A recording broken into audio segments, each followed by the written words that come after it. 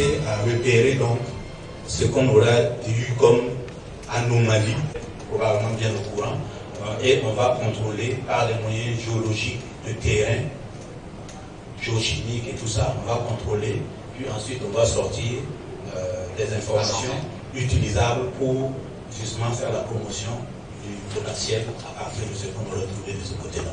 Et j'ai bien mis en recommandation un plan minéral consécutif. Techniquement, un plan minéral, c'est une politique technique de développement du potentiel minéral d'un pays. D'accord? C'est tout est proposé là. Merci. Professeur Agosmondi. Son travail dépendait de son enveloppe. Sinon, quand il a dit, d'abord la première question, quel type d'image vous avez utilisé? Ça, c'est un. Parce que quand vous avez dit dans les zones, les 4 régions, vous n'avez pas pu, à cause du couvert végétal, il a dit, ah, ça dépend de ce qu'on vous a donné. Sinon, il y a des images satellites, alors ça passe par le couvert végétal, et même, ça n'exclut pas le travail de terrain. D'accord? Bon, il y a les radars, il y a les astères et autres. Donc, si on vous a donné un peu, peut-être que c'est peut-être avec ce que vous avez fait, et donc, du coup, vous êtes limité. Vous voyez, ou bien les téléchargements sur Google, je ne sais pas. Donc, vous allez nous dire quel type d'image vous avez utilisé. De deux, j'ai un problème d'échelle des cartes. J'aurais souhaité que cette cartographie-là soit à une échelle de... Bon, ça c'est bon, ok, pour les archivages, mais pour mieux encore regarder à une échelle de 1,50 millième, ça ne dérange pas trop parce qu'il y a des... On peut essayer des cartes topographiques à 1,50 millième, vous pouvez facilement les géoréférencer sur ça pour qu'on puisse voir un peu de détails. Ou bien, je ne sais pas, si vous avez fait des détails site par site après. Parce que quand vous prenez les 200 millièmes, il y a un peu de chevauchement, quoi, je veux dire. D'accord?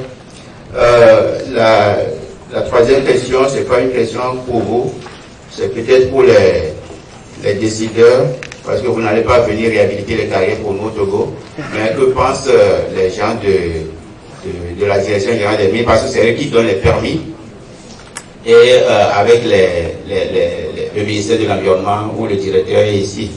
Qu'est-ce que vous allez nous faire après? Parce que par exemple, si je prends mon village, il est totalement détruit aujourd'hui. C'est le village à Kumapé dans la région de Vola.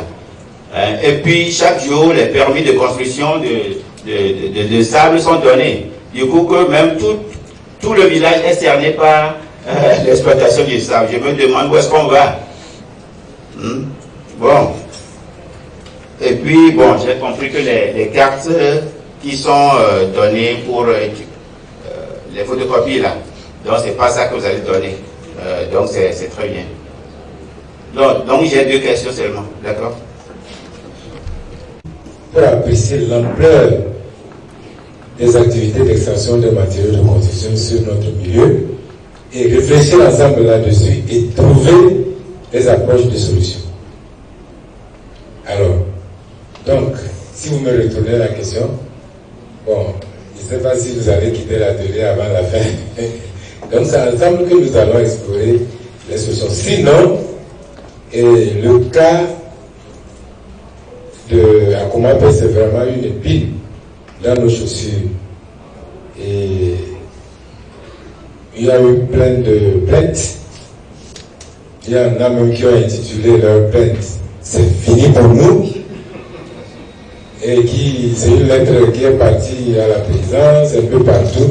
Nous avons eu déjà rencontré les auteurs de cette correspondance-là et nous avons l'intention de rencontrer les autorités de la localité et ainsi que les auteurs pour échanger sur cette question-là. Mais tout compte fait seront raisonnables. Il y a une ONG qui est dans la salle ici, avec laquelle nous avons travaillé et qui finalement est partenaire. Le représentant l'a dit clairement qui est partenaire du projet PDGM en cours. Seront raisonnables. Alors, tous les permis ou toutes les autorisations qui sont attribuées sont toujours assorties d'un plan qui dit comment l'environnement doit être géré. le site doit être réhabilité. Soyons aussi raisonnables. Quand on dit réhabilité, ça ne veut pas dire restaurer. On ne peut aucunement redonner au site son état initial. Alors, en dehors de ces autorisations qui sont légales et ces permis qui sont attribués dans des conditions légales, avec l'œil, monsieur Issobio, là, c'est le ministère, qui représente le ministère, je ne sais pas si l'ange est représenté ici. Donc, en dehors de ça, il faut quand même reconnaître qu'il y a beaucoup d'acteurs dont la présence devrait être vraiment très importante ici, que je ne trouve pas. C'est bien dommage. Alors, le consultant l'a dit, vous prenez les terrains au profit de l'exploitation du sable et c'est vous qui venez crier aux voleurs. C'est difficile. Je suis gêné de dire ça.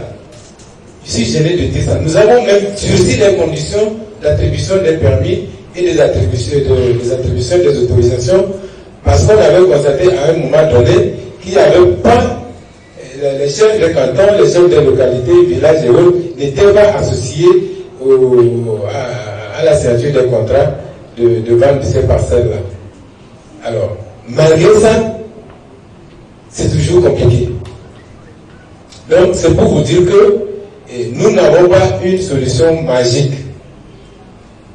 J'ai dit aussi dans mon mot d'ouverture qu'on ne peut pas arrêter le développement, c'est-à-dire l'utilisation des matériaux de construction. Les routes, quelqu'un a parlé de villages, habitats sociaux, c'est un faux problème.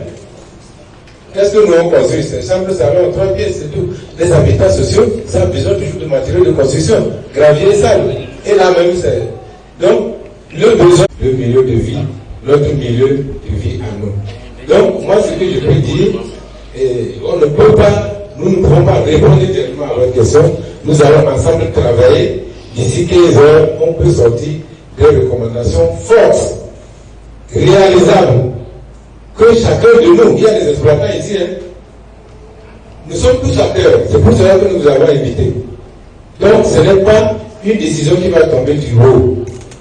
Et je vous ai dit aussi qu'aujourd'hui, depuis 3 ans, nous sommes rentrés dans une démarche participative.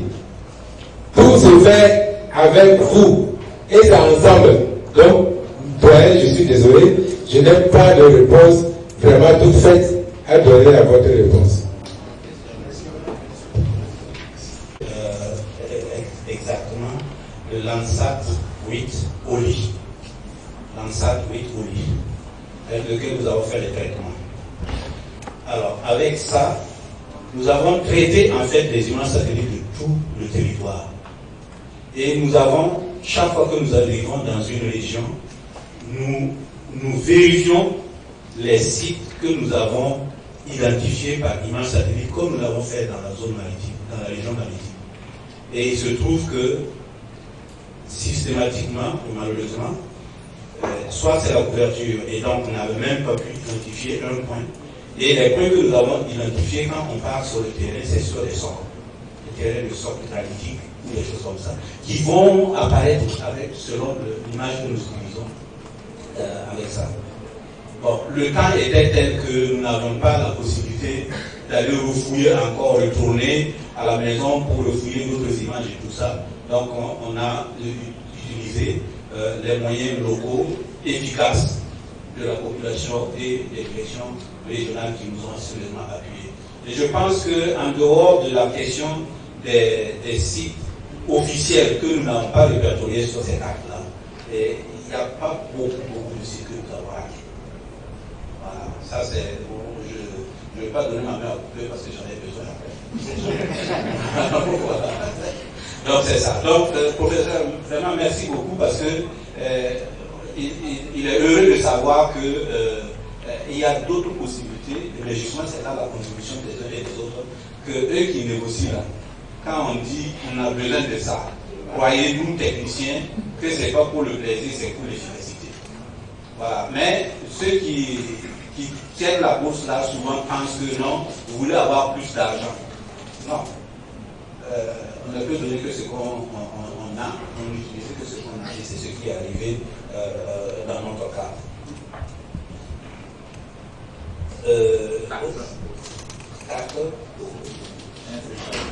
Oui, la carte au moins 50 millième.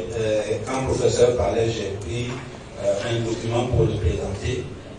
Je vais distribuer ça un peu dans la salle parce que vous aurez toujours une image. Est-ce que tu peux placer, venir sur le traitement d'une image en renforçant un peu le fond, un peu légèrement pour quand même faire mieux voir les localités qu'il y a. Donc l'objectif, c'est justement d'avoir les différentes routes et les localités.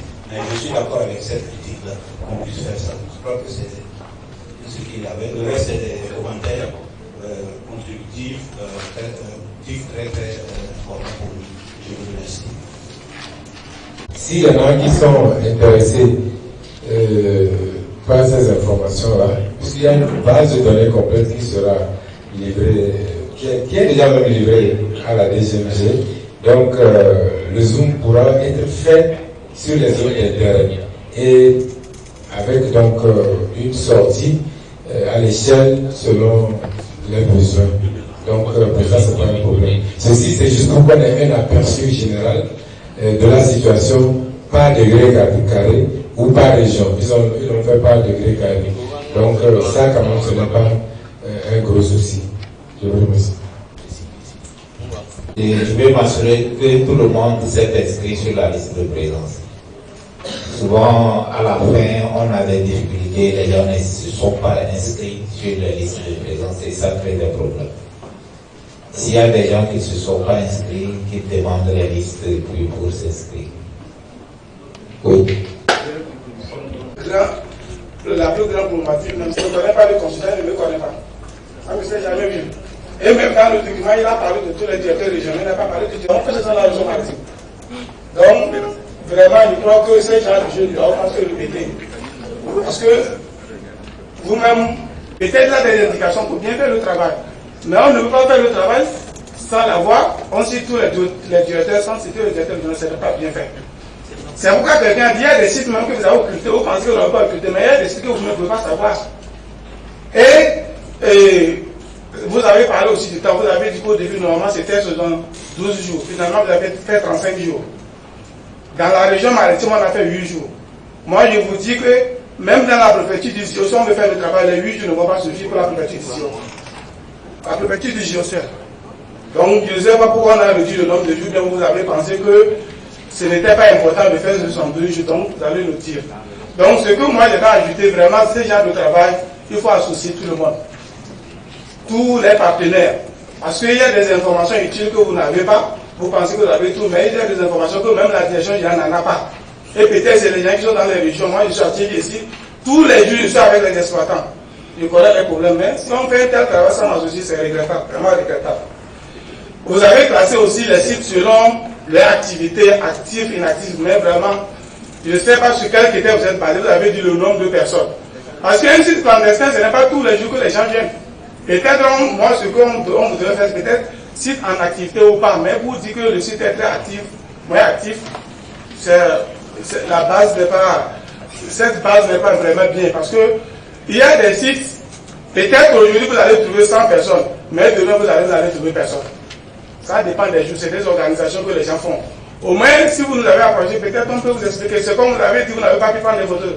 Si vous n'avez pas aller vers les responsables, c'est difficile.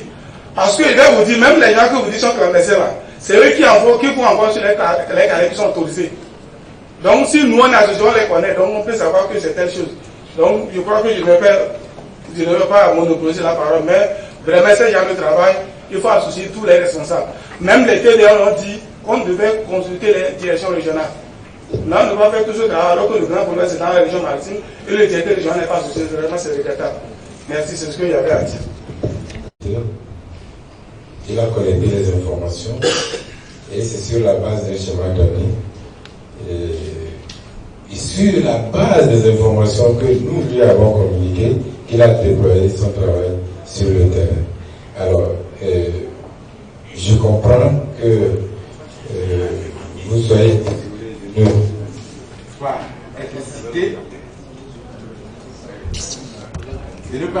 Venir de la DGMG. c'est une responsabilité, c'est un manquement qui viendrait de la DGMG, y compris le projet PDGM en principe.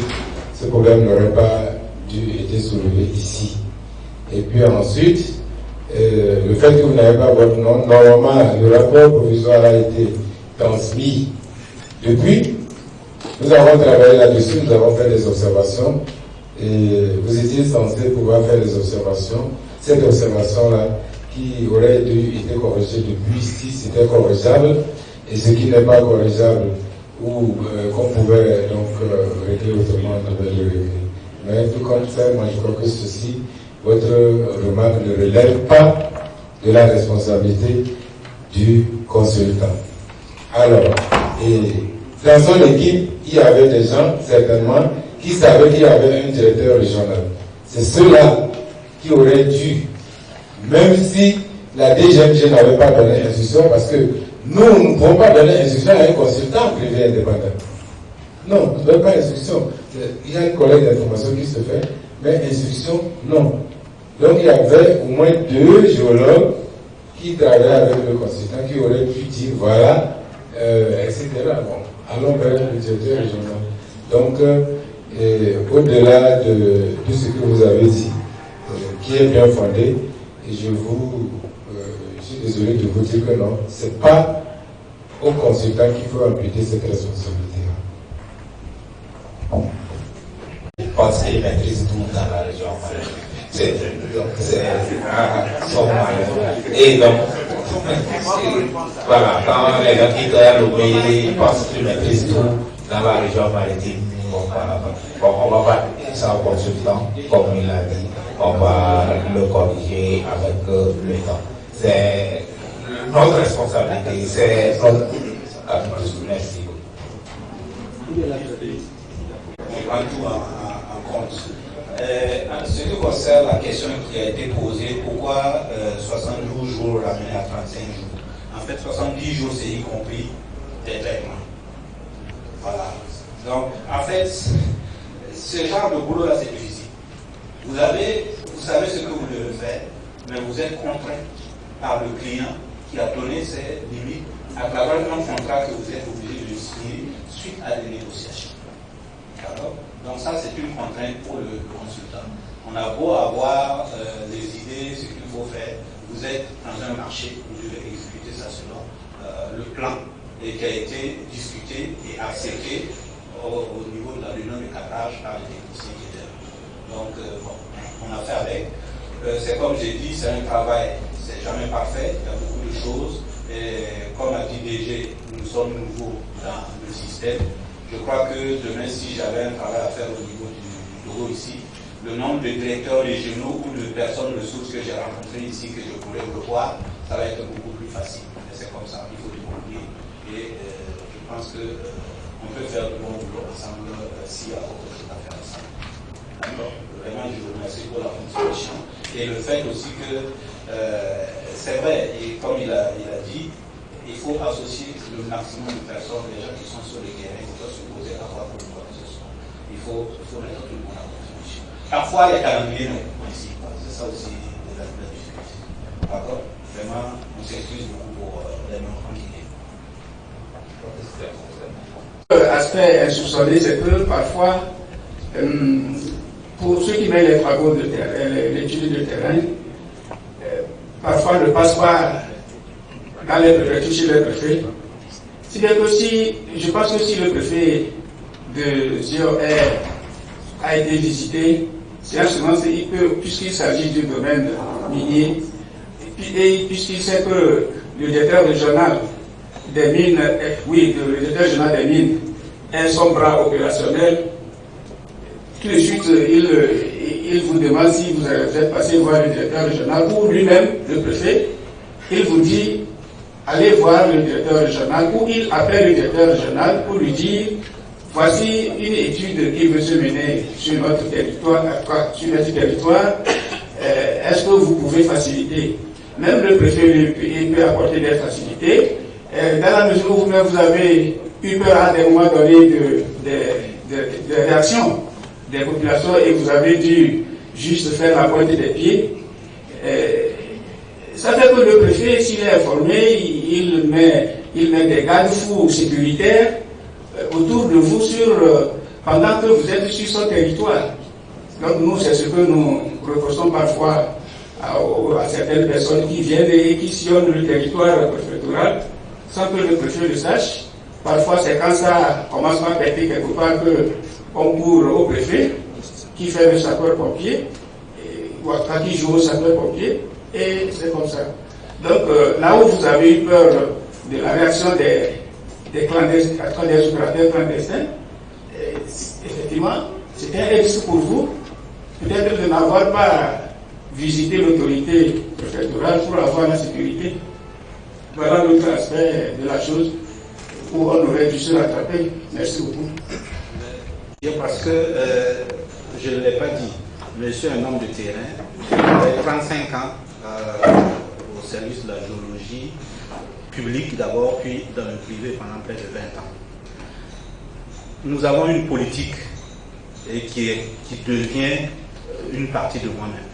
Il n'y a aucun endroit où nous allons sans écrire au gouverneur, en tout cas ce qui concerne le Burkina, et ailleurs où nous allons, les autorités, nous écrivons au gouverneur, nous prévenons et nous descendons jusqu'au prophète, nous descendons jusqu'à la brigade de gendarmerie, et vous connaissez le Burkina, pas parce que c'est difficile aujourd'hui, mais avant nous, on le faisait systématiquement. Parce que c'est notre protection. Si vous allez dans une région et vous ne prévenez pas la gendarmerie, or vous ne pouvez pas prévenir la gendarmerie sans passer par le préfet. Vous ne pouvez pas prévenir le préfet sans passer par le gouverneur. Donc, techniquement, nous avons toutes ces dispositions-là. En fait, au niveau du Togo, on ne l'a pas dit, mais nous avons demandé expressément que du courrier soit envoyé aux autorités locales, parce que dans notre politique de démarche, notamment quand vous rencontrez les populations locales, vous êtes obligé de passer par les autorités. Mais la mission a été faite de telle sorte qu'au moment où on se précipitait pour partir, et même ils ont eu des difficultés à s'organiser pour prévenir, on a écrit d'abord. On a écrit. Voilà. Donc c'est une question de courrier. Sinon, vraiment, je suis content de ce que vous avez dit, parce que c'est comme ça qu'on doit opérer. Les hommes de terrain dépendent de vous. C'est vous qui êtes notre sécurité sur le territoire.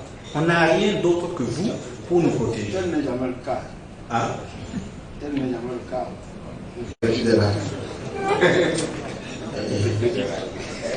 Je dis, tel n'est jamais le cas. Les gens viennent sans nous aviser. Pas plus tard que cette semaine, on a été saisi d'un cas comme ça, vous nous connaissez. Les gens sont là, ils prennent le sang sur eux pour aménager un site qui leur servira d'entreposage de leur machine, de leurs engins pour le détournement de la dimension numéro 2 là, qui quitte là, on dit avec nous. Les gens arrivent, quand ils arrivent, ils disent qu'ils connaissent telle autorité, ils sont amis avec le président, ils sont amis avec le DG. Moi, ma remarque elle est très simple. Il faut que la direction des mines, jusqu'au ministre, que des dispositions soient prises dans ce sens-là, pour que tous les circuits soient faits. Parce que quand ils sont dans le milieu, le problème vient de le dire, quand quelque chose leur arrive, ils font recours à qui?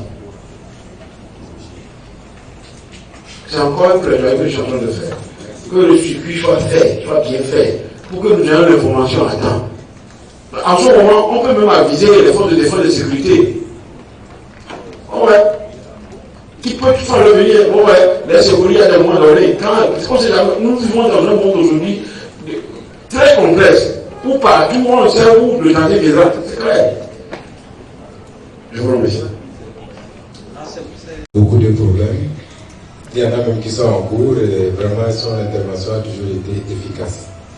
Et le cas, malheureusement, le cas dont il est en train de faire cas me semble nouveau, hein, qui opère dans l'ordre sans autorisation. Je ne sais pas si le directeur est au courant de quelque chose. En tout cas, ça, c'est vraiment des opérateurs clandestins. Alors, je vais dire quelque chose pour qui va peut-être rappeler ceux-là qui étaient au forum de redevabilité dans le secteur minier de la Assogodé, le préfet de Sekouba est là. Nous avions été clairs. Il y a une question qui avait été posée par un participant, pas un des moindres. La question c'était quoi? Quand un opérateur arrive dans une localité, un entrepreneur, je crois que c'était ça la question. Quelle est la personne, la toute première personne à qui cet entrepreneur doit s'adresser avant de déployer ses activités? Nous avions été clairs. Hein? C'est le préfet d'abord. C'est le préfet. Même si votre opération n'est pas localisée au centre de la ville, qui donc est le chef de la préfecture, et que c'est dans un village, vous devez faire vraiment vos civilités, présenter vos civilités au préfet.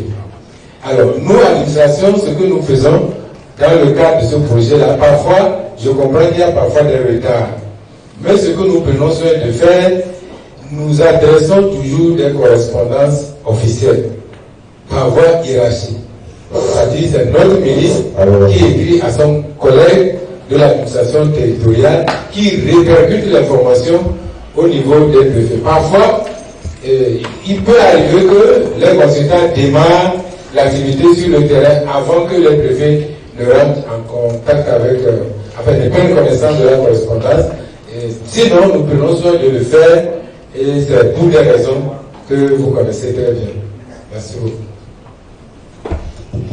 Alors, je pense qu'on améliore la façon de faire. Merci beaucoup. Et nous devons observer pause à 12h30. Je vais donner la parole. Il y a quelqu'un qui avait demandé la parole. Mais avant ça, j'avais parlé des listes de présence. Il existe 2 listes de présence. Ceux qui ne viennent pas de Lomé et de ses environs n'ont qu'à s'assurer qu'ils se sont inscrits 2 fois. C'est-à-dire qu'il y a une liste pour eux, à part la liste générale. Voilà. Si vous allez voir la demoiselle, la dame là, vous avez ceux qui ne sont pas inscrits. C'est-à-dire ça, c'est uniquement pour les gens qui ne viennent pas de Lomé, de ses environs. Merci beaucoup. Que recommande l'archivage des thématiques au niveau de la direction et de la cartographie. Pour une mise à jour régulière, c'est pour cela que je recommande, c'est-à-dire que je souhaiterais que le ministère ou bien la direction générale des mines puisse utiliser des relations, des conventions avec notre service pour cet archivage-là, pour une mise à jour future. Parce que, comme le DG l'a dit, cette problématique va toujours continuer et nous serons appelés donc à mettre à jour la carte et la base de données qu'on met à jour aujourd'hui. Merci beaucoup. Et nous vous remercions. Mais je permettez que je vous suggère d'adresser une correspondance officielle au ministre des Mines et des Énergies pour lui faire part de l'existence du centre et du fonctionnement et de l'esprit, je ne sais pas quoi, du centre, et des procédures de transfert ou d'envoi des données thématiques vers les secteurs sectoriels, vers le centre de la question. Nous, ça nous faciliterait le travail. Si l'on est direction à direction, tu comprends l'administration, ça ne marche pas comme ça. Merci. Aux consultants. J'ai des questions pour avoir des éclairages sur certains points. Mais avant tout, j'aimerais faire une observation sur la forme. Dans le document, la page 7, on lit par exemple PAGEM et PGM plutôt. Je ne sais pas ce que c'est. Oui, au niveau des préfectures aussi, je crois qu'il faut revoir. Il y a outil nord, outil sud par exemple, je ne sais pas. Si c'est outil et outil sud, ben c'est outil nord. Au niveau des Kainjal aussi, je crois qu'il faut revoir, puisque la préfecture a été divisée en 2. Il y a 2 préfectures. Voilà. Bon, maintenant, à part ça, j'aimerais savoir si. Je n'ai pas vu sable de remblai. Je ne sais pas si le consulat a confondu ça avec le sable que nous utilisons pour la construction. Puisqu'il y a des carrières, les gens demandent des autorisations pour exploiter le sable de remblai. Et tout juste derrière nous ici, il y a un grand trou qui concerne ce matériau-là. À part ça, désormais, je vois quelque part au niveau des figurines, on dit qu'on peut avoir l'exploitation du sable, du gravier et de la latérite. Je ne sais pas si c'est possible. Latérite, sable, en même temps. Aussi, le Constant peut m'expliquer ça. On a cité aussi un site actif, où on retrouve au moins 100 personnes. Et ça concerne la latérite. J'aimerais savoir c'est à quel endroit. C'est dit 3 fois dans le document, contrôle des activités minières par la préfecture ou bien les agents de contrôle de la préfecture. Je me demande si c'est comme ça qu'on devait écrire. Je crois que les agents de la préfecture sont là pour percevoir des taxes et non pour contrôler les activités d'extraction des substances minérales. C'est le ministère chargé des mines qui est normalement habilité à contrôler même si dans le cadre de la décentralisation, il y a le transfert de certaines compétences. Je crois que ce n'est pas encore fait. Et donc, il faut revoir cette partie-là. Oui. C'est dit aussi que au niveau des sites clandestins, les transporteurs font des tours comme au niveau des sites autorisés. Je crois que c'est à la page 50 et 51. Là, je m'interroge, puisque les transporteurs sont regroupés en syndicats qui sont bien organisés.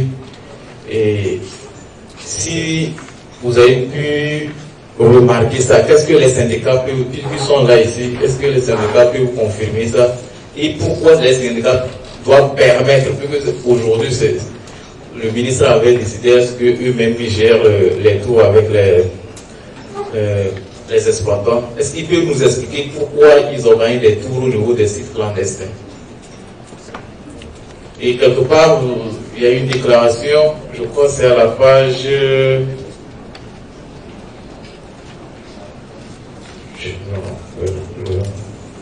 Oui, quelque part, même dans l'explication, vous avez dit que au niveau des anciens sites autorisés, qui ont été autorisés, il y a des mottes de sable qui sont exploitées de façon clandestine. Et l'explication, c'est que ceux qui exploitent se disent que, bon, est-ce que pour cette petite quantité-là, est-ce qu'il faut aller prendre une autorisation? Alors que la loi minière dit clairement qu'on ne peut pas exploiter. Je crois que ça ne peut pas être une justification pour pouvoir exploiter ces mottes de terre-là. Je me demande s'il faut garder cette déclaration-là dans le rapport. Voilà. À part ça, j'ai une proposition par rapport à la question du professeur. Comme je l'ai déjà dit, Bradé, moi je ne vais pas dire Bradé, mais c'est juste pour témoigner. Nous avons effectivement des difficultés, nous rencontrons effectivement des difficultés, notamment dans la zone que vous avez, votre canton. Le DR maritime est là. Je peux vous dire que les terrains qui font objet d'exploitation de sable, les propriétaires, jusqu'à au-delà de 60%, ne vivent pas au Togo. Puis que le DG a décidé qu'avant qu'on autorise l'exploitation de sable, il a formé une équipe et nous descendons sur le terrain pour pouvoir vérifier la propriété foncière. Et ce que nous avons remarqué, et nous avons eu à dire ça au chef canton d'Akumapé, souvent, quand on arrive, on va vous dire que celui-ci est absent parce qu'il est revenu vendre, mais il habite au Ghana. Donc je crois qu'il doit y avoir des sensibilisations vis-à-vis de ces populations-là. Quand le promoteur, peut-être que vous ne savez pas, quand quelqu'un veut exploiter du sable, un hectare, c'est au moins 4 millions. Alors que dans la même zone, quand les gens veulent l'acheter pour bâtir, je ne crois pas que ça puisse atteindre ce montant-là. Donc il va falloir faire une sensibilisation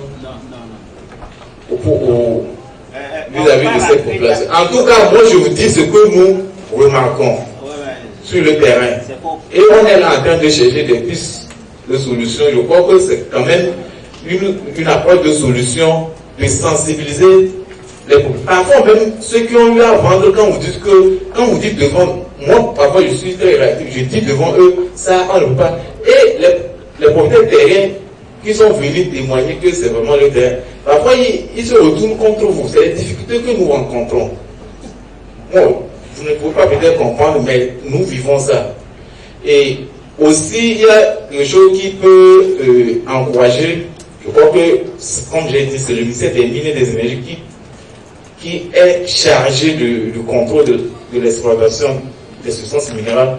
Mais malheureusement, nous constatons, parfois que des présidents de délégations spéciales ou même des préfets signent des autorisations pour l'exploitation de sable.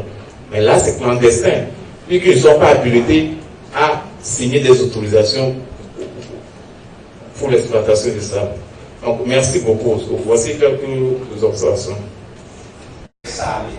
Effectivement, il y en a parce que vous avez la latéralisation sur le plan géologique peut se faire. On a une glace latéritique, une dalle latéritique, et au-dessus de ça, du sable vient se déposer. On en a rencontré. Quand vous creusez, vous trouvez ça en dessous. Donc, nous, comme c'est point sur le même point, nous sommes obligés de faire la combinaison au niveau de la céramique. Il n'y a pas de problème.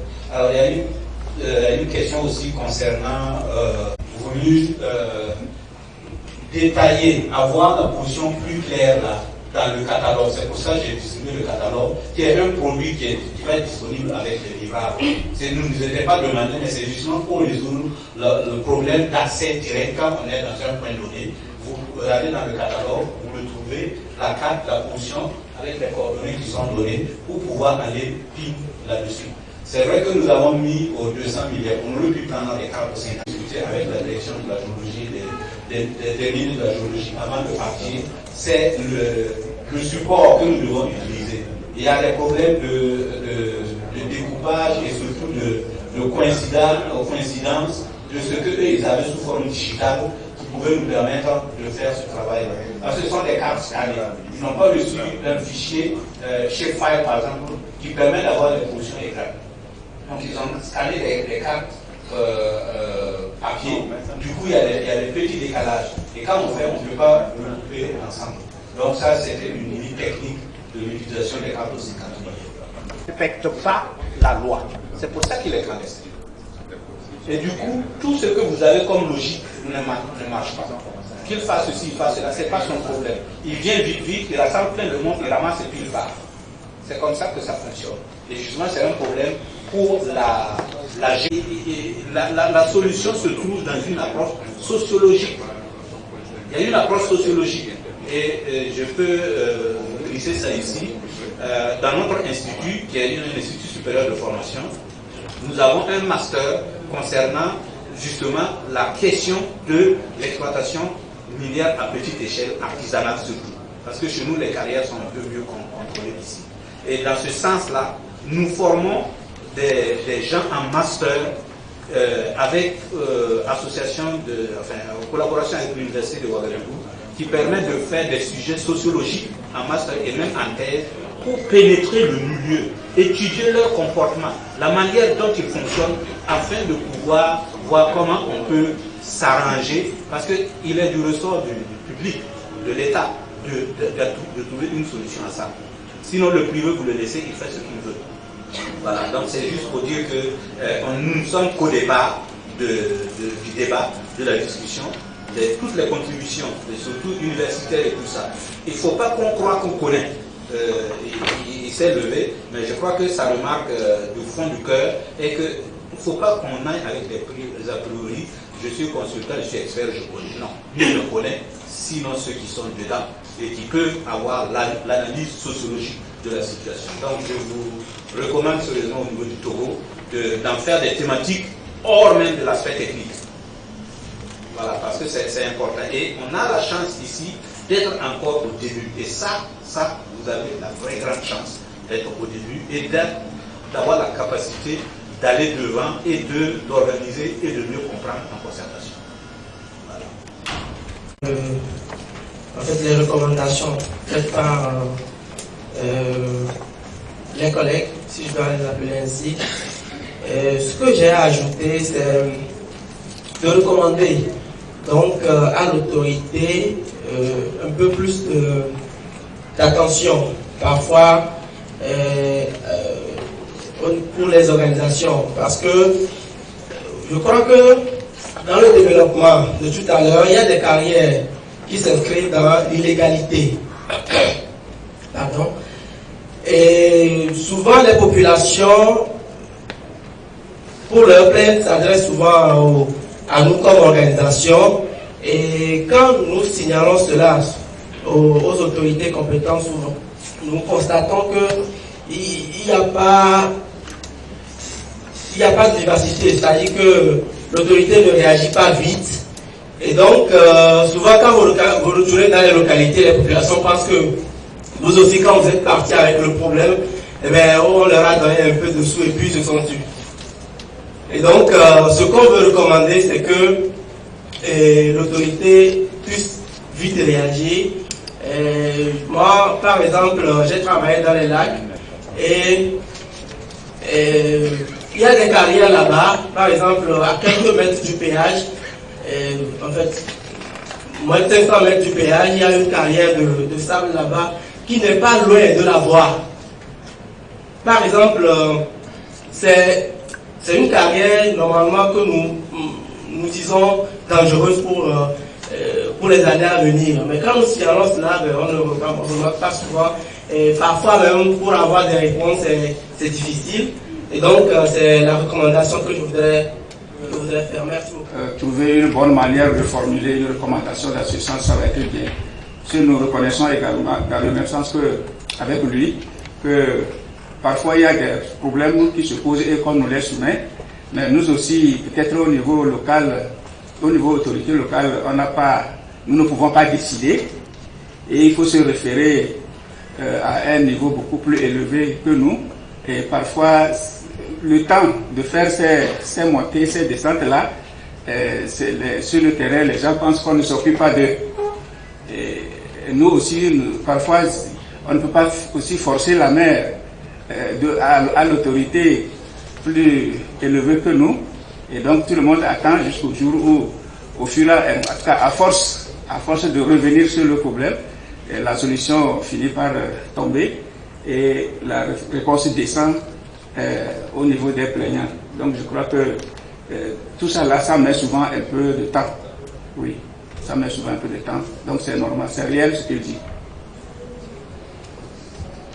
Cette recommandation, et ce que je pense, est-ce que ce ne serait pas mieux de dire qu'il faut vulgariser les textes juridiques, surtout à l'endroit des autorités locales, pour leur permettre de jouer efficacement leur partition? Parce que vous étiez à un autre atelier sur l'environnement. Lorsqu'on a discuté, finalement le problème était que au niveau des autorités locales, l'environnement dit qu'il a des textes réglementant la coupe des arbres, la destruction de l'environnement, tout ça là. Mais l'autorité dit qu'à son niveau, il n'y a rien. Mais pourtant, les représentants du ministère disent qu'il y en a. Ça se trouve à quel niveau? Donc, quelquefois aussi, si l'autorité locale n'arrive pas à agir, c'est parce qu'elle n'a pas l'outil nécessaire pour l'utiliser. Et si il saute dans l'affaire, on va le taxer de tout. Donc, il est obligé de conserver sa dignité, son poste et tout ça. Donc, pour moi, est-ce que le ministère des Mines n'a pas de textes juridiques qui réglementent? Et si l'autorité a ça à son niveau, elle peut l'utiliser efficacement, sans crainte et puis sans hésitation. Bon, c'est ce que je pense. Pour aller dans le même sens, je pense déjà qu'il y a une direction de contrôle à la direction générale des mines. Et si je rejoins le jeune quel est votre mouvement, s'il vous plaît? Du nouveau citoyen, je pense qu'il est question d'information. Comment faire aboutir l'information à l'autorité concernée. Donc je suggérerais qu'on mette en place une ligne verte au niveau de la direction générale des mines pour permettre à ce que cette ligne soit connue de tous et que les plaintes, une fois existantes, soient dressées directement à l'autorité concernée, pas à travers cette ligne verte. Merci. Et dans ce cadre, il est prévu de développer un mécanisme de gestion des plaintes. Je pense que ça, c'est une gestion des plaintes. Et dans ce cadre, indiquera comment les plaintes pourront être gérées. Je ne sais pas si... Bon, la ligne verte, c'est pas mauvais, mais sa mise en œuvre directement aujourd'hui, je ne sais pas si la direction générale des mines de la géologie peut le faire. Sinon, en tout cas, à notre niveau, ce n'est pas prévu. Elle devrait être anormale à la discussion de tout le monde, comme de petits pères dans la rue. Mais on se rend compte que parfois, c'est ces libertés-là qui sont les mieux copieusement ignorées par la population. Il en existe beaucoup, mais combien les maîtrisent et les utilisent. C'est un peu ça le danger. Sinon, c'est une bonne proposition, hein. Mais le danger, c'est ça. Ça existe, mais on ne l'utilise pas et on finit par ignorer l'existence de la chose. Moi, je préfère retenir l'esprit de cette intervention. Bien sûr, c'est la ligne verte qui a été prononcée. Mais au-delà de la ligne verte, qu'est-ce qui est recherché? Les directions régionales de mettre en place un mécanisme comme ça pour pouvoir être rapidement contacté. Et c'est plutôt à leur niveau que c'est le plus efficace. Et s'il y a remonté au niveau de la direction générale et de l'autre. Quelqu'un a dit en pleine assemblée de Indaba Mani que voulez-vous que j'emprisonne 600 000 personnes à la fois? Je ne peux pas. Donc c'est ça le problème. Et je pense que en matière de recommandation, c'est de recommander de renforcer les capacités du ministère responsable à pouvoir faire les contrôles régulièrement.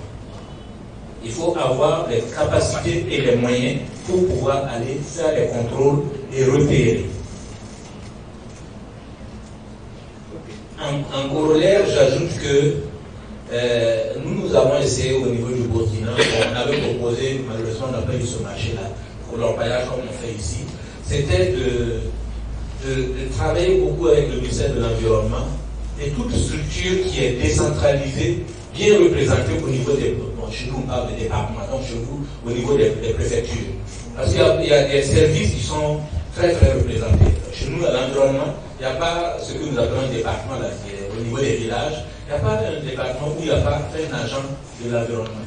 Et nous avions recommandé qu'il faut former ces gens-là pour qu'ils aient la capacité rapide d'utiliser un GPS. Il faut les doter de GPS pour positionner là où ça s'est né et d'avertir le service central qu'il y a un site qui vient de s'ouvrir et prenez vos dispositions.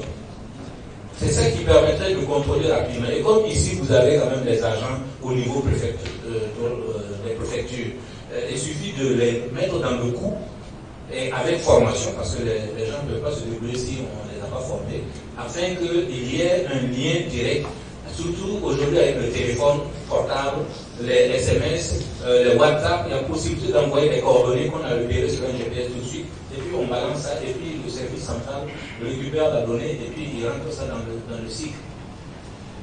Comme ça, au moins, ce qui apparaît, on va être au courant, et maintenant prendre des dispositions par le renforcement des capacités du ministère à aller réagir en collaboration avec les préfectures pour voir qu'est-ce qu'on peut faire. Parce que les carrières, c'est vraiment... À mon sens, devrait s'élargir et comme le consultant le dit, il faut le résoudre au niveau de la collaboration des acteurs impliqués dans le secteur. Aujourd'hui, nous saluons déjà le fait que le ministère a compris la nécessité d'associer les organisations de la société civile, donc les ONG qui sont sur le terrain et qui ont l'avantage donc d'être sur le terrain proche donc des sites même et des communautés qui vivent au quotidien, donc qui peuvent vivre au quotidien ces choses-là, donc pour être des remontées d'informations. Aujourd'hui, on nous a associé déjà à l'appui à l'organisation. Je crois qu'avec le temps, il faut aller associer également les organisations de la société civile à la question du contrôle. À la question du contrôle, qu'elle ne soit pas limitée seulement au niveau de l'administration minière. Parce qu'on a beau dire, dans tous les ateliers, renforcer les capacités de la direction, etc. Mais nous tous, nous savons que ce renforcement-là, il est toujours limité parce qu'en termes donc de ressources humaines, surtout, qui est une chose réelle qui tire vraiment ce problème vers le bas, qui n'arrive pas à permettre à cette direction-là, malgré toute leur bonne volonté et tous les outils qu'elles ont, d'assumer pleinement leur rôle. Donc, il est question aujourd'hui d'étendre le contrôle dans la collaboration avec les acteurs des organisations de la société civile et autres qui peuvent devenir donc genre sentinelles, avoir donc des résultats très probants sur une longue durée. Merci. Mise en place d'un cadre de collaboration juridique et opérationnelle avec les institutions qui sont en relation avec l'administration des mines. C'est pour dire que ces préoccupations sont en fait déjà prises en compte dans la stratégie. Merci. Mais c'est pas la même chose.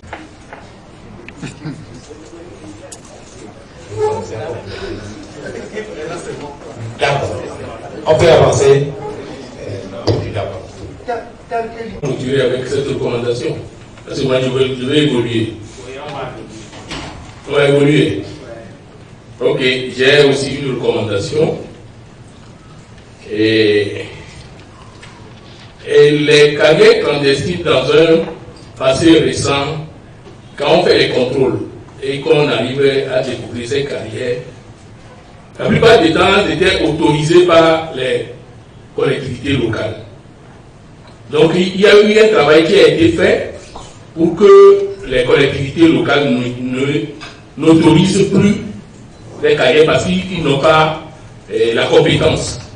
Parce que le DG l'avait dit, pour que l'administration des mines autorise une carrière, il y a un cahier de charges pour la réhabilitation. Mais nous sommes en train de quitter les délégations spéciales pour aller vers les communes. Le même problème risque de surgir. Donc je proposerai comme recommandation que les nouveaux maires soient édifiés, soient formés. La vulgarisation des tests dont a parlé quelqu'un là, que ça aille aux nouveaux maires, pour qu'on ne retombe pas dans la même chose. Que les carrières soient autorisées par les nouveaux maires et sans l'intervention des services techniques. Je vous remercie. Parce que la loi sur la décentralisation, en principe, dit que les maires peuvent exploiter les matériaux comme du sable. Maintenant, il y a une disposition de cette loi qui le dit. Maintenant, il faut arriver ça à votre politique minière. Sinon, il y aura conflit de compétences. Bon, c'est ce que je peux dire. C'est pourquoi quand il a parlé, je n'ai pas voulu rentrer dedans.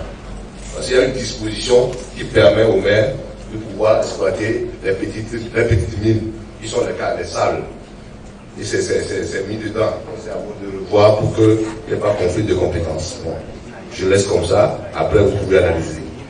Bon. Mais je pense que c'est ça. Je n'aime pas la disposition clairement.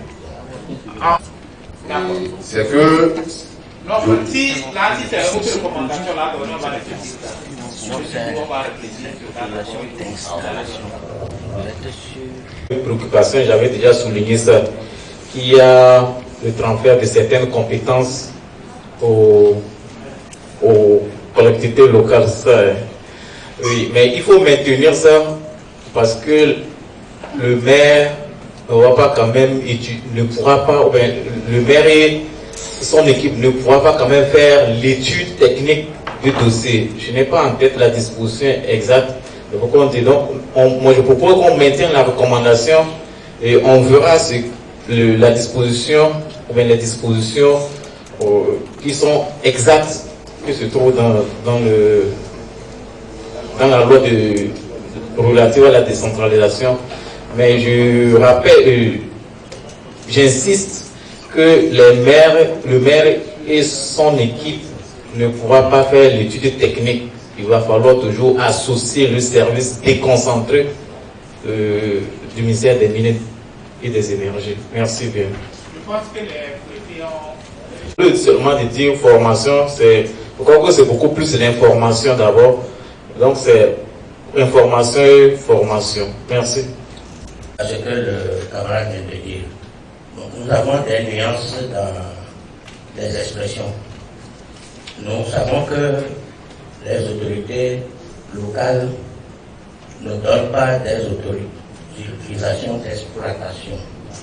C'est quand l'exploitant vient se planter sur notre ressort territorial, là, il doit obtenir une autorisation d'installation.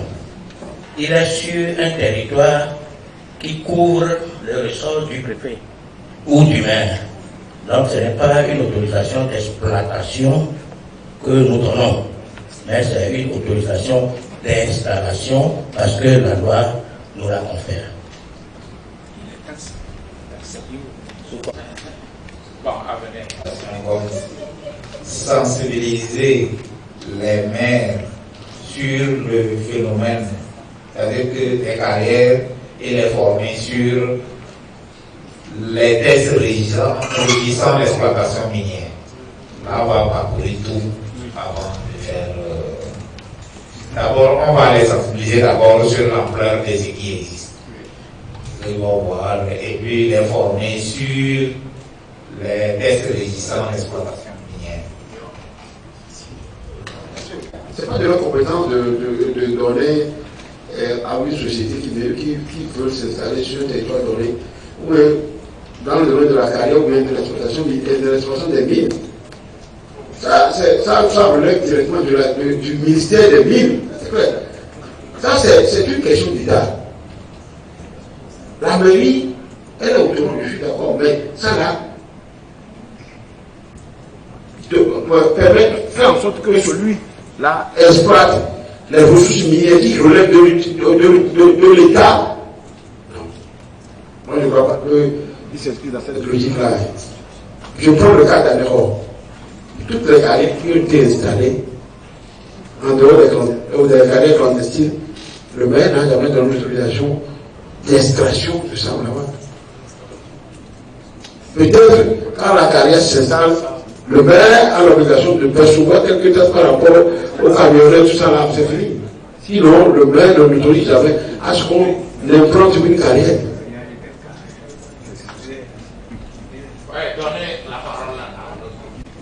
Le représentant du préfet qui vient de parler, il a raison. Mais seulement c'est que là où certains maires négligent, c'est qu'ils ne demandent pas l'autorisation du ministre avant de signer leur autorisation. C'est là où il y a un problème. Si plusieurs fois des gens sont venus, mais après ils veulent faire la promotion de quel produit, on dit ouais, l'autorisation du ministère. S'il y a ça, on va vous autoriser. Certains ont disparu comme ça, ils ne sont plus revenus. Mais pour d'autres, ils sont allés chercher et emmener.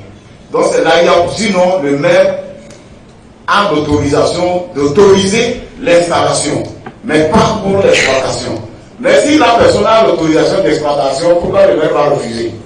Donc c'est là où certains maires tombent dans la défaillance sans demander ou sans exiger à tout prix l'autorisation du ministère.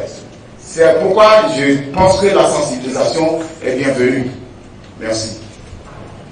Comme je le disais, est-ce qu'on peut dire sensibiliser les maires sur les carrières clandestines existantes et les former sur les tests régissant l'exploitation minière. Là, on va fouiller tous les tests, y compris les tests de décentralisation, et on va sortir la partie là exactement, on va voir ce que c'est le test dit à ce qu'il faut. Qu'on puisse réfléchir sur cet aspect. Pourquoi existe-t-il des carrières clandestines? Parfois, quand nous avons fait nos petites enquêtes, nous avons mené nos enquêtes sur le terrain, c'est qu'il y a des exploitants qui ont de petites parcelles et qui peut-être sont dans des villages reculés et qui veulent exploiter pour les matériaux de construction, comme un lot, deux lots. Ils viennent vers la direction, on les envoie vers la direction du délivre par des autorisations pour 2 lots, pour 3 lots. Maintenant, certains sont obligés de le faire clandestinement parce qu'ils n'ont que ces parcelles-là pour pouvoir exploiter.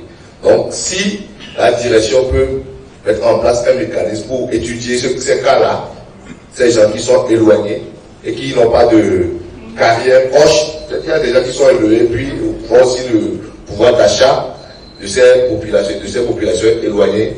Et comme ça, on peut trouver un mécanisme pour que très rapidement, on puisse leur donner et les encadrer pour qu'eux aussi ne soient pas dans la clandestinité. Donc, c'est cet aspect. Maintenant, la problématique sur laquelle j'ai voulu attirer l'attention de la direction générale des mines, c'est ce que j'ai voulu demander, c'est sur quelle étude vous avez réalisé pour pouvoir interdire l'exploitation du sable marin. Je sais qu'il y a l'érosion côtière, mais il y a un autre côté qui n'est pas affecté par l'érosion et qui ne peut pas être affecté par l'érosion. Maintenant, lorsque vous avez fermé de 2011 jusqu'à ce jour, est-ce que vous avez fait un petit bilan pour voir l'espace qui est ravagé par l'exploitation continentale et à partir de ce bilan, voir ce que sera détruit et l'avenir en termes de territoire que nous aurons pour qu'on puisse avoir des terres d'habitation. Voilà la problématique que j'ai voulu lancer à la direction des mines. Je vous remercie. Sur cette base, je pense que le ministère de l'Environnement a joué un rôle capital dans l'interdiction de l'exploitation du sable marin. Première cause, vous le trouverez, c'est un mauvais sable, parce qu'il contient du sel.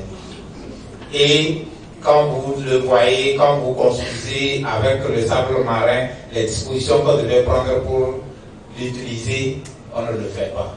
Ça constitue des dangers pour le groupe. Ça c'est. Deuxième chose, quand vous regardez au monde l'exploitation, la mer a une charge fixe. Vous avez dit qu'il y a une partie qui n'est pas touchée. Et quand vous analysez notre côte, la partie là est une partie de dépôt. Quand vous allez sur la mer, vous allez constater qu'il y a toujours ça avant. Une partie des dépôts. Mais le dépôt n'est pas le même que si on enlevait. Quand on enlève, ça dépose plus. Et quand ça dépose plus, ça prend de l'autre côté. Et donc, ça nous fait perdre beaucoup des infrastructures situées au niveau de la côte. C'est-à-dire qu'elle a une charge. D'abord, il faut commencer par voir le problème que c'est qui cause l'érosion côtière au niveau de notre côte. C'est les infrastructures déjà installées. C'est ça. Et donc, nulle part au bord, il est vraiment, deuxième chose, c'est au niveau mondial, c'est vraiment interdit d'exploiter le sable marin. On arrive à décharger la mer de sa charge. Et l'équilibre n'est pas rompu. Maintenant, le reste, est-ce qu'on a évalué? C'est que chez nous, il est fait de façon qu'on n'a pas le contrôle. Sinon, dans les faits, ça pouvait mieux préserver nos écosystèmes que ce qu'on a aujourd'hui. Dans les faits, puisque ce n'est pas le Togo qui est le premier pays côtier. Vous pouvez aller dans tous les pays côtiers, on n'exploite pas le sable marin. Et pourtant, il y avait que le Togo qui continuait à le faire. Et on a été même incriminé par les autres pays, parce que ça ne s'arrête pas chez nous. Hein.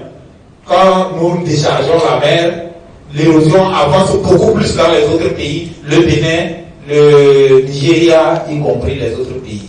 Et sur le plan international, on nous incriminait parce que c'est nous qui sommes beaucoup plus à l'origine de cette érosion côtière. Donc c'est plus facile que ce que nous pensons que ça nous fasse. Voilà. Maintenant, de façon claire, c'est au niveau de la GT que ça cause un petit problème. Sinon, à un moment donné, le sable peut se déposer tellement que ça peut combler la GT. Et là, on peut l'enlever et qui peut constituer un sable de remblai, ou bien on peut le traiter d'abord avant de l'utiliser dans la production. Voilà. Si vous avez à compléter, vous complétez. C'est bon. Ok. Et sensibiliser, moi je pense que c'est bon. Sur la base de quelle étude on a fait, je pense que c'est ça. Les gens qui ont 2 ou 3 lots. Ah, bon, ça je vais donner la parole à la chose. Les gens qui ont 2 lots, 3 lots, je pense que c'est la loi. Et aujourd'hui, la direction générale des mines et de la géologie a fait un effort pour revenir encore un peu plus. Bon, peut-être qu'il va donner la parole au directeur du contrôle minier pour pouvoir répondre. Mais il faut dire que ça fait partie des problèmes, mais pas le vrai problème. Les gens exploitent plus que 2 lots. Ça, vous allez trouver des carrières clandestines qui font même 1 hectare. Ça, on ne va pas dire que ça fait partie des problèmes, mais pas le vrai problème. On m'a dit, le consultant, l'homme, il y en aura. Et l'homme, tant qu'il sait qu'on ne pourra pas l'arrêter, même s'il sait, il va toujours chercher à fêter. Le jour qu'on l'arrête, il l'a déjà fait. Et toujours, je donne nos exemples, nous tous, ici. Les gens sont là, vous allez vous pointer en un feu rouge, vous allez voir que quand quelqu'un regarde, il sait qu'il n'y a pas de policiers, il passe. Donc l'homme joue et de gagner plus. Puisque l'exploitation, souvent c'est dans la nuit que les gens le font. Et c'est vrai que ça fait partie du problème, mais ce n'est pas ça le vrai problème. Merci.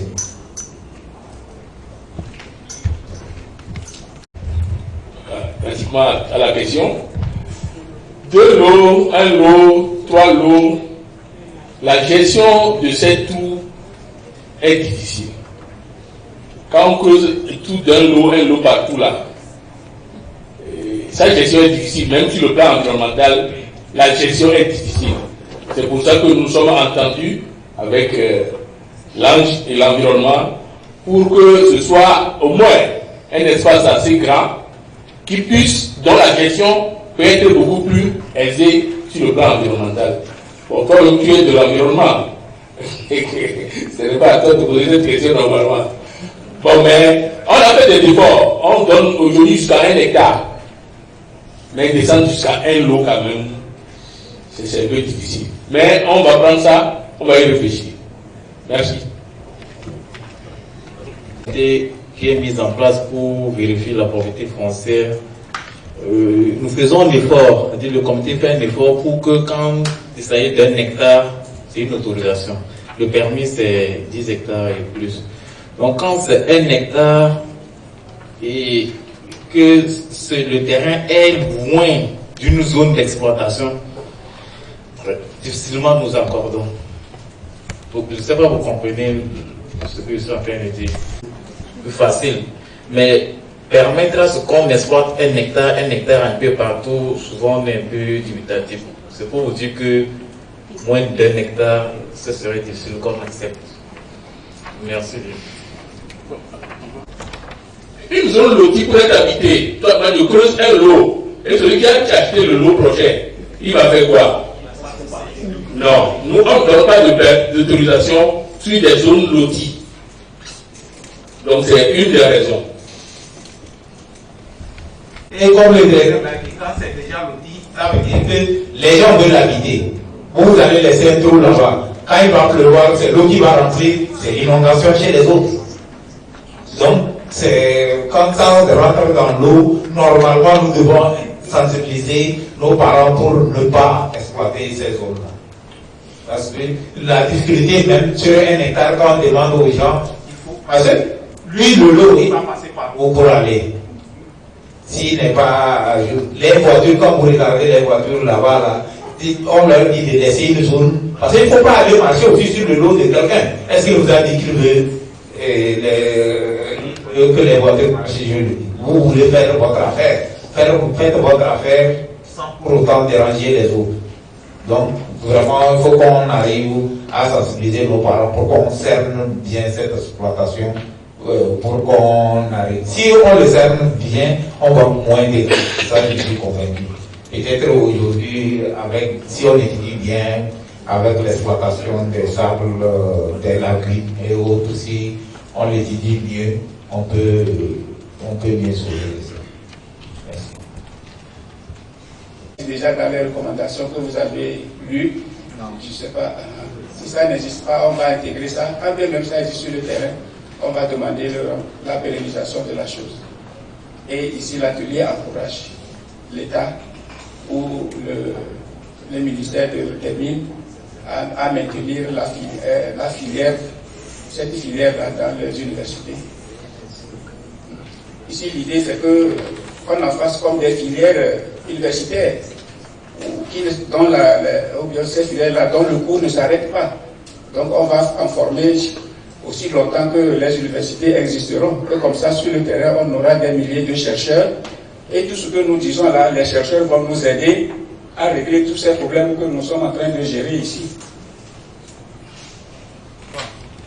C'est là que l'appui a été fait à une institution pérenne. Et la formation est intégrée à la faculté des sciences. Malheureusement, le professeur est parti. Sinon, c'est lui le point focal.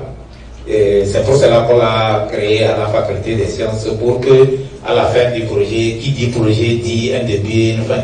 À la fin du projet, l'institution puisse continuer la formation normale comme elle se doit. Donc, si vous voulez, je ne sais pas si on juge aussi pertinent, on peut faire la recommandation, encourager la pérennisation de la formation sur les métiers des mines.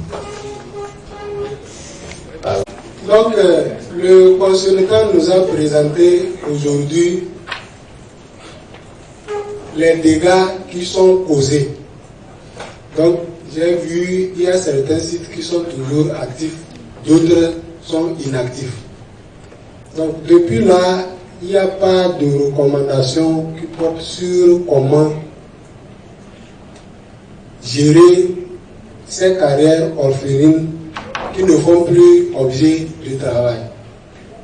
Donc, comme recommandation, moi je souhaiterais que le ministère des Mines et des Énergies et peut-être le ministère de l'Environnement lance des appels à projets pour les réhabilitations des carrières.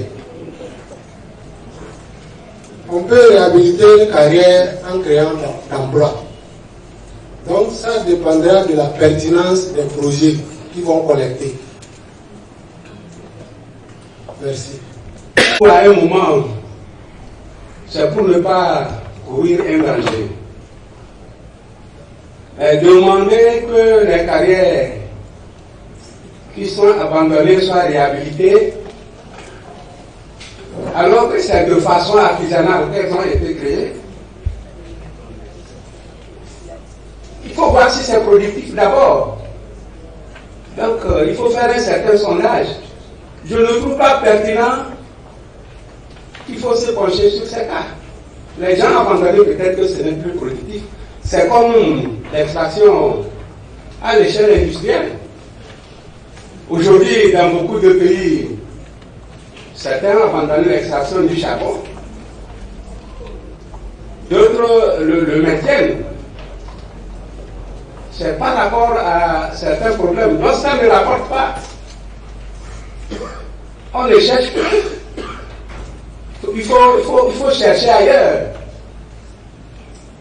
Donc prendre une recommandation sur les carrières abandonnées là, je ne trouve pas opportun. Merci.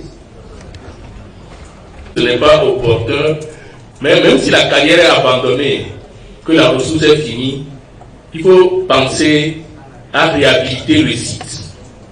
Ici, c'est la réhabilitation du site pour que ça soit utilisable ultérieurement. Même si on... Pas pour une nouvelle exploitation. Là, il faut qu'il soit précis. Ah, oui. Donc, c'est la réhabilitation du site. Et pour cela, moi, j'ai encore une recommandation à ajouter. Non, on va finaliser le coup.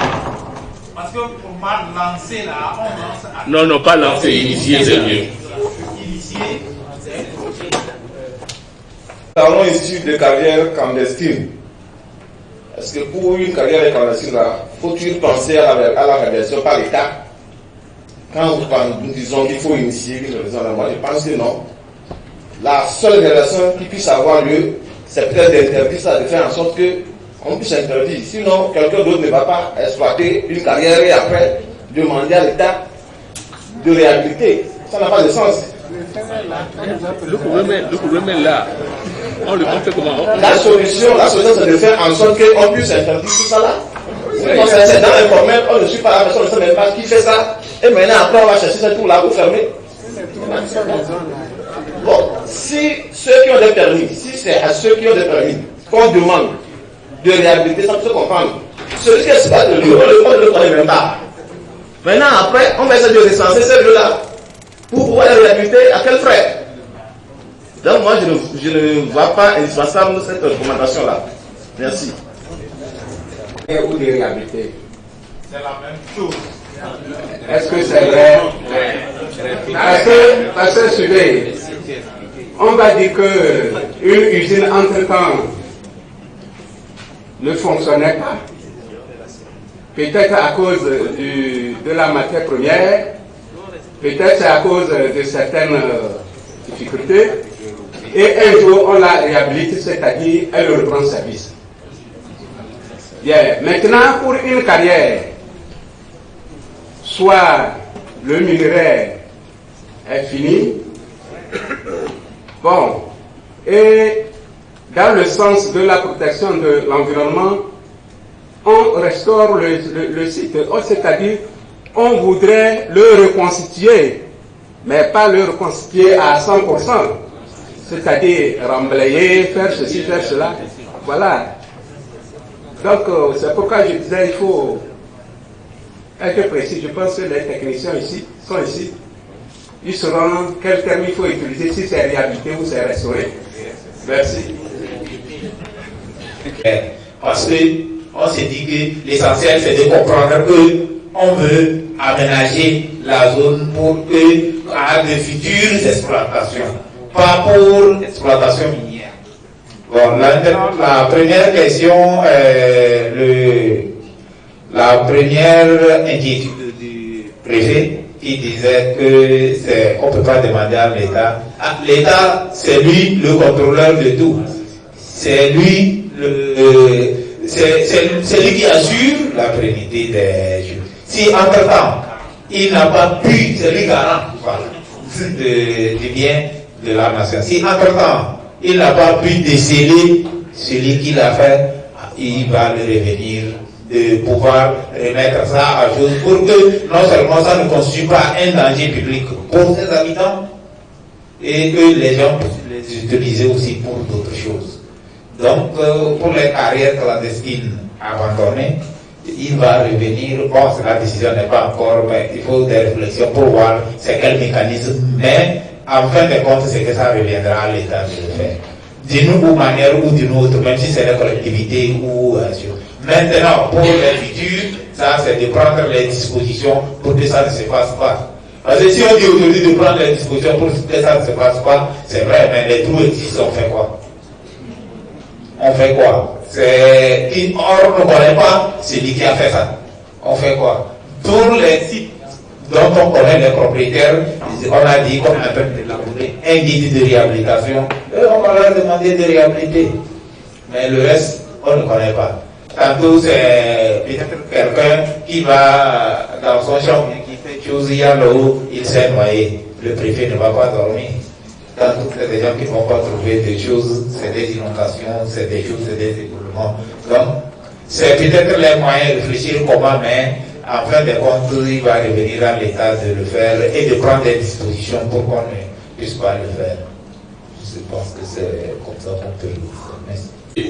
Que dans les cas d'application de la loi portant contribution des entreprises minières au développement local, il y a une certaine somme qui doit être reversée aux communes dans lesquelles se trouvent certaines mines industrielles. Et je voudrais proposer que dans la gestion de cet argent-là, que ces communes pensent à un pourcentage à contribuer pour la réhabilitation des sites orphelins. Est-ce que vous avez 9 recommandations à votre niveau?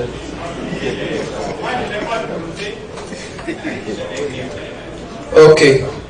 Donc la première recommandation, c'est organiser des ateliers régionaux.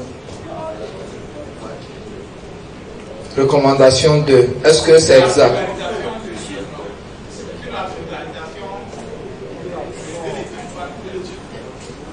Pour la vulgarisation de l'étude. Ok. Tu notes ça. Et recommandation de recueillir avec plus d'attention les plaintes des populations avec beaucoup plus de vivacité. Passer les moyens du ministère en charge du contrôle en collaboration avec les préfets. Avec toutes les parties prenantes. Notez. Et recommandation 5, informer les autorités locales sur l'existence des carrières clandestines et les former sur les textes juridiques encadrant l'exploitation des carrières et mines. 6. Élaborer des textes juridiques propres à l'artisanat minier. 7. Encourager la pérennisation des licences professionnelles dans les métiers des mines à la faculté des sciences de l'Université de Lomé.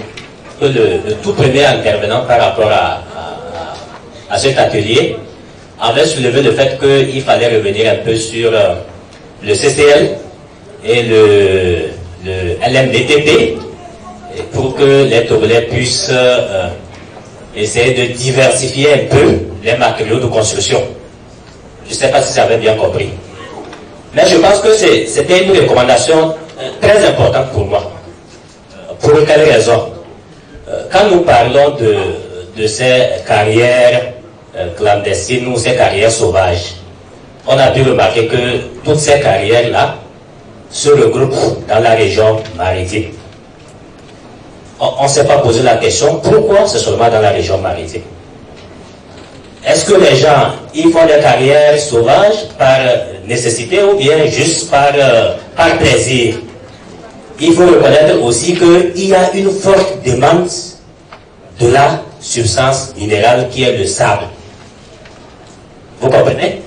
Et si la demande est suffisamment forte dans la région maritime pour le sable, qui est le matériau utilisé dans la construction, il va falloir essayer de trouver d'autres alternatives, si possible. C'est pourquoi je suis d'accord avec vous, quand vous dites qu'il faut que les gens étudient jusqu'à aller au master, pour développer ou bien pour penser à d'autres matériaux. Ailleurs, les gens construisent avec du bois. Ailleurs, les gens utilisent du... Comment ça s'appelle? Le grès. On peut utiliser le grès qui a d'abord qui ne sert à rien. La latérite, les cuirasses latéritiques. Je me rappelle bien, c'est au Burkina. Le consultant, je ne sais pas si vous êtes informé. On a croisé un monsieur au Burkina qui utilise les cuirasses latéritiques, qui taille ça sous forme de briques et qui a permis à la construction des milliers d'habitations. Je pense au Burkina, un maire qui a témoigné par rapport à ça. Donc pour moi, il va falloir trouver d'autres alternatives pour appuyer la substance minérale sable, pour que cette affaire de carrière sauvage et autres là puisse trouver solution. Merci. Pertinente cette idée, je fais cette proposition. Ouvrir et mettre en place des cycles d'éducation, de formation spécialisée sur la sociologie et l'information des développements miniers. En fait, il a fait oui, vous aviez eu à faire une proposition allant dans ce sens. Donc, je voudrais qu'on revienne là-dessus parce que c'est assez important dans la mesure où on constate que plusieurs normes en matière de gouvernance minière font appel à ce qu'il y ait des informations autour du secteur minier. Mais à ce jour, malheureusement, il n'y a pas de spécialistes en matière de questions minières. Lorsque vous voudriez, par exemple, faire connaître ce que vous faites ici sur le secteur minier à une grande majorité de la population, il faut quand même être à même de traduire cette information technique de façon plus accessible. Donc je me suis donné une certaine latitude de concevoir un journalisme particulier et je me suis sur le tas spécialisé en fréquentant les experts qui sont ici, ainsi de suite, je suis arrivé à trouver qu'il était possible, étant ingénieur dans l'ingénierie de formation, il était possible de créer des curricula sur l'information minière. Et tout de suite, quand l'expert, le consultant a fait cette proposition, j'ai rejoint les deux bouts. Je me suis dit que c'est possible qu'on mette en place un cycle de formation et d'éducation à l'information. J'ai soumis ça à l'ITIE international. Ils m'ont invité entre-temps à faire assister à leur séminaire comme étant spécialiste, journaliste spécialiste des questions minières. Je me suis dit, alors ça marche. Donc j'ai un projet personnel. Ça, c'est pour l'ouverture d'une école de journalisme. Ainsi, ma compétence me donne cette prérogative d'ouvrir une école de journalisme en questions minières. Donc je me dis que si on met ça dans les recommandations, ça peut intéresser, il faut toujours évoluer, créer des paradigmes. Ça peut intéresser le secteur privé. Donc voilà ce que je voudrais proposer, en m'inspirant surtout de ce que le consultant dit, n'est-ce pas? De moi qu'il s'agit. Moi je fais ma part déjà. Bon, on est d'accord. Est-ce que les gens sont techniques Exactement. Les notions sociologiques pour que sur le terrain, ils n'appliquent pas seulement ce qui est technique, qu'ils tiennent compte de la vision du comportement et de l'insertion de la pour répondre suffisamment aux besoins. C'est ça en fait. Bon, vous avez la part. De stratégie, j'avais déjà relevé une insuffisance. C'est que dans la stratégie, on a proposé une action qui concerne l'ouverture des filières de formation en géologie. Donc moi, je propose plutôt qu'on élargisse les filières en formation, les filières minières. Les filières liées aux questions minières. Donc je crois que ce serait beaucoup plus, ce serait mieux de globaliser que de recommandations pour une filière donnée. Et je disais tout à l'heure la pérennité. Si on ouvre une filière au niveau d'une faculté juste pour former les gens sur l'information minière, bon. Après 3 promotions, est-ce qu'on pourra vraiment absorber les gens qu'on va former? Donc c'est ça qu'il faut voir. Donc il vaut mieux plutôt globaliser en parlant de filières sur les questions minières. Merci bien. Effectivement, je ne parle pas strictement, je ne dis pas strictement qu'il s'agit de fermer sur l'information minière. Je parle de ce que le doyen a proposé, d'aller dans la spécialisation sur la sociologie minière, d'aller dans beaucoup de filières autour du secteur minier. Parce que pour moi, c'est une science nouvelle. Donc, en fait, on se rejoint sur cet aspect. Merci.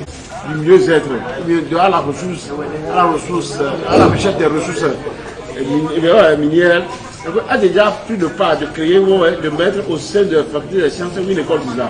Maintenant, ça peut susciter d'autres ambitions au niveau des privés.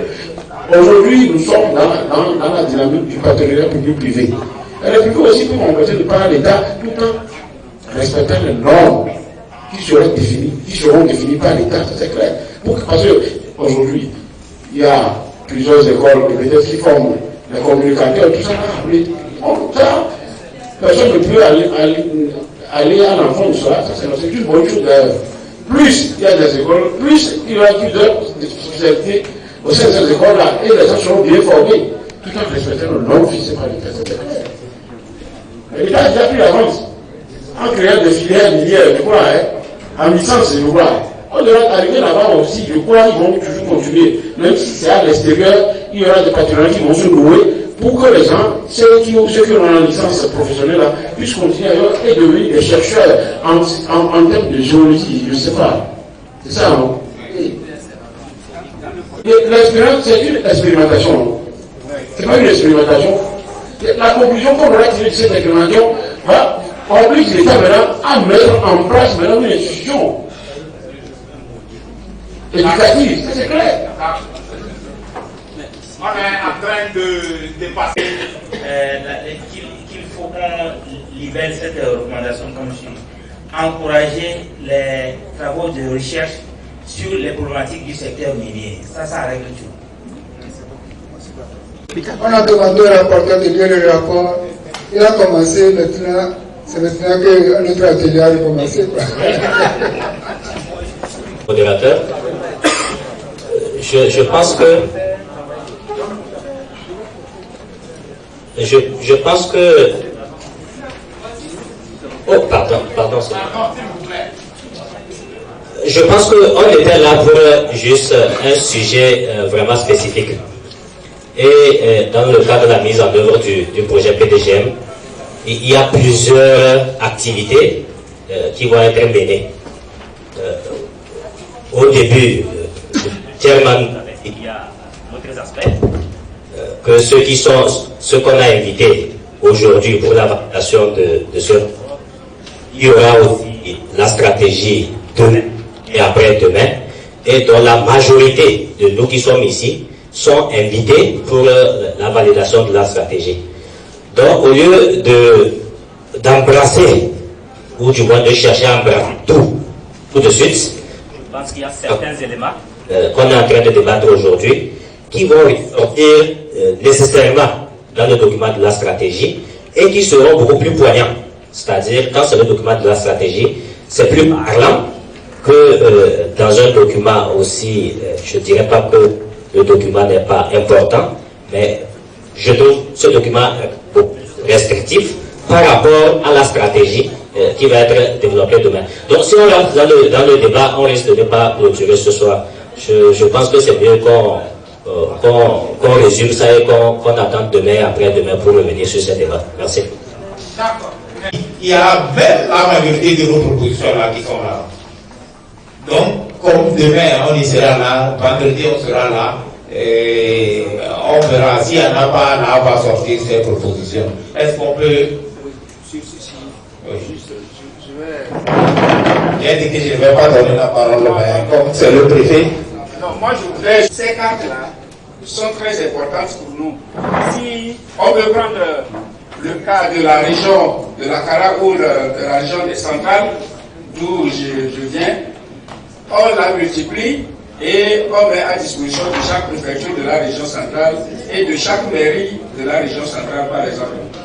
Voilà ce que je voudrais proposer, puisque c'est un travail de sensibilisation, et donc ça aussi participe de la sensibilisation. Voilà. Seront transmis au projet, on envisagera. C'est-à-dire que ça c'est de l'argent. Je ne sais pas si c'est possible. Si c'est possible, on va le faire. Dans la mesure du possible, avec les moyens financiers qui sont là. Si c'est possible, on va le faire. Si c'est pas possible, on vous tiendra informé. Et que s'il y a une préfecture ou une mairie qui va à la capacité de multiplier ça, il n'y a pas de problème. Mais quand on aura les documents définitifs, on verra la possibilité de le voir ce qui est. Sur ce, nous allons, est-ce que sur la base de tout ce que nous avons fait, nous pouvons nous dire qu'on adopte le document du consultant? Si c'est oui, on va l'adopter par accord.